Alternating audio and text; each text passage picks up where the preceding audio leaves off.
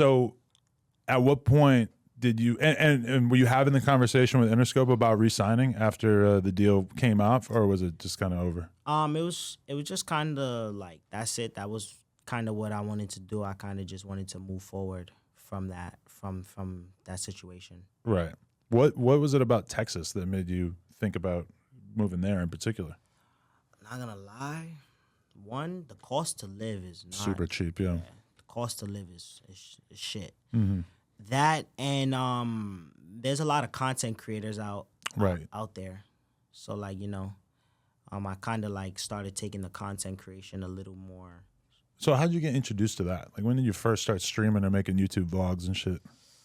Honestly, probably like last year. Like after I got arrested, I kind of had to like, my mom kind of made me like be in the crib and chill down a little bit. So like, cause I was only 16 when it happened. So like, I was still living under her roof and stuff like that. So I still had to listen to her rules. Mm-hmm. So it was like, you're gonna find something that you like to do, that you can still make money off of it, still be able to tap in with your fans. And I was like, all right, let me think.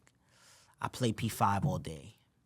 I knew that you can go live on PlayStation, but I didn't really know about like Twitch too much. I didn't really know about streaming too much until like one of my mans, he told me like, yo, you could stream on Twitch, blah, blah, blah. So then I started streaming on Twitch. Then I ended up buying a PC. Mm-hmm. So after I bought the PC, that was when I started taking it a little more serious after I got the PC. And did you feel like the people were pretty excited about it right away because they maybe weren't used to seeing somebody like you streaming or having that kind of open communication with the fans? I feel like I'm a funny person. I feel like I have a good sense of humor. Right. So I feel like it fit me. So I feel like it wasn't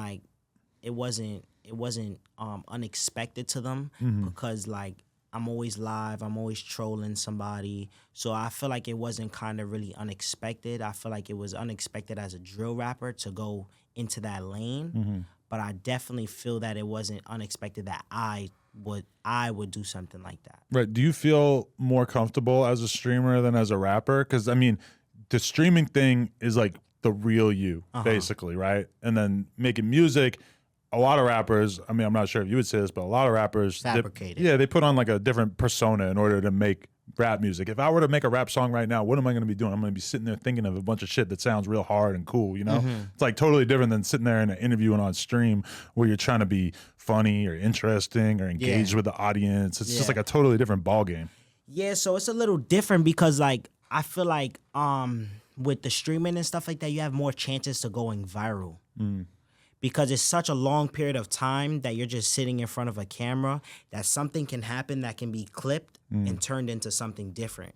With music, I feel like you need a little bit more. Like you need like now it's like TikTok, things like that. There's a lot of algorithms that you have to really like be involved in to, I feel like, get that song that blows up. Or just have the right people behind you, you know, a lot of people that are helping you, you feel me? Shit like that. Different features and shit like that. I mean, a lot of drill music, realistically, it's not really like viral because it's kind of like very, very similar each song. And like at a certain point, if you go too far outside the box, then it doesn't really sound like the type of music that you're intending to make. Yeah. And I feel like also it's like with the drill music, I feel like we don't do hooks. That's true too. Yeah, it's hard to be viral when you don't have like that catchy part of it. Yeah, so like a lot of our songs don't have hooks. So, but if you look at like Pop Smoke songs, like his songs are drill songs, but he has hooks with them. So all his songs have a hook and something that people are gonna like say, like who could I? But you're anti-hook, or it just doesn't use? Do you think it sounds crazy on drill songs? Nah, I like hooks. Like I fuck with hooks, but it's like in a drill song we make like 2-minute songs. Yeah, you won't see a drill song really 4 minutes unless it's like 5 people on it. Because it's like we're just trying to get this disrespectful point across and that's it. Be done with the song. Right. You feel me? This hype drill. Disrespectful song. All right, now I'm gonna put it out. But when you do that though, like when you make a song like that, does it sometimes feel fake because you don't wake up and sit around thinking about who you have beef with every day? But then you get in the booth and it's kind of like, oh, this is like what I know I need to talk about. Yeah, I feel like I don't know. I feel like I feel like some people just like it really depends on how like you could think back about situations, but some people they like to freestyle. So like Right. I don't know. Like I feel like if you start to think back about situations that you did something or allegedly did so and so. So it's like if you start doing that, I feel like you're trying to get arrested because you're just literally putting what you live like what happened into a song. But like different like is there's ways to go around it. Like you could do a metaphor, there's similes that you can do to like still get your point across, but not literally say exactly what happened.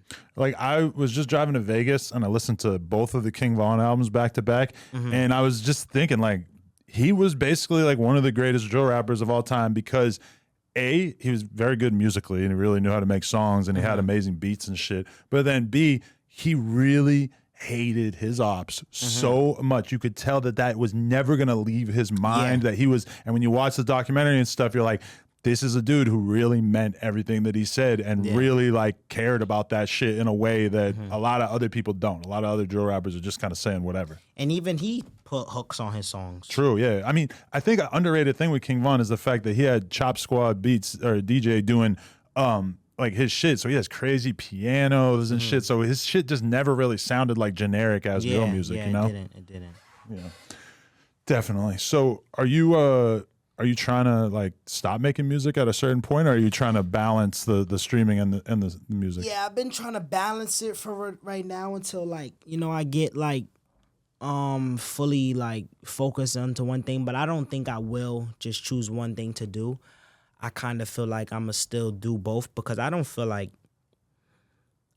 if you don't blow up in 1 year, it doesn't mean you're a failure. Doesn't mean that you're not gonna But ever it's blow easy up. for it to feel like that when you're 18. You know, because you haven't been alive that long and it feels like you're watching other people's careers go crazy and shit. But I've been around long enough to see people where they come out and have a little wave and then their career stalls out for a year, 2 years, 3 years, whatever. And then all of a sudden they have a big fucking hit and their whole career just revamps itself. Like that is not that uncommon, you know? Yeah, so that's why I feel like I don't want to personally just stop doing rap. Like I feel like my like right now I'm at a stagnant pace. Like I don't feel like I'm going down or up. I feel like I'm at a stagnant pace. But I'm just right now I'm working on like a little EP to put together to get back tapped in with my fans because I personally feel like I don't drop consistent enough for me to like for me to say like I bet I'm not really competing with their views and shit like that because I don't feel like I'm dropping enough songs to say I bet I'm not doing as good because like I don't drop every week like I was. You feel me? I take like 2-3 month breaks and just drop like you feel me. I'm not like taking the steps that I was taking before to blow up. Now that I'm like doing multiple things because it's a little harder to juggle everything. But does it feel different making drill music when you're out in Texas and it's like you don't hear that? It's not the sound of Texas, you know, it's like you're hearing different music and you're so far away from the street shit that you had going on, the enemies that you got, whatever. It's got to be kind of different talking about somebody you don't like when they're on the total other side of the country, right? Yeah, so like I haven't even been to a Texas studio to be honest. I still go to New York, hit the booth. Like, that's what I've been doing in New York. Like, I'll go to the studio, things like that. But I met a couple Houston artists and stuff like that. I've listened to their type of music, and it's definitely way different than what I put out. So it's definitely, like, something I have to tap into. But I wouldn't, like, completely switch my music and, like, do, like, chopped and screwed and stuff like that. I wouldn't do that because I feel like then I'll be fucking myself up, like, trying to do too much. Right. Yeah, because how often do you go back? Because I was just watching a video of you hanging out at like a basketball game in the Bronx, I think. Yeah. So like whenever I feel like I want to go to New York, I go. But that's what's kind of bad about me. I feel like I move for no reason, kind of. You go back that often? Yeah. Really? Like I said, I haven't even been in Houston a full month. Right. Like just sat down a full month. Yeah, because I mean, there's always something coming up. Yeah, if I needed to just move to like Texas and just get a house and just be posted up, I feel like I'd be able to deal with it pretty well because I'm old enough at this point that I'm like not trying to go out really and shit like that. But from your perspective, when you're young, I mean, it's hard to get a young person to like sit down and just chill out. Like they always want to go out and get into some shit and see what's going on. And you know, because I don't really know that many people in Texas, right? Yeah. And I'm not really trying to get to know people either, because like you feel me, that's how backdoor shit happens, a lot of shit happens, you know, just trying to make friends with everybody.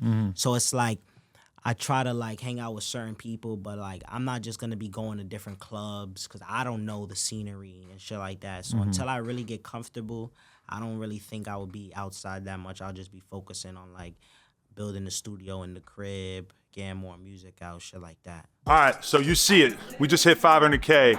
You know what that means? That means you gotta subscribe and get us to 600K because we are dangerously close to 666K. Let's go.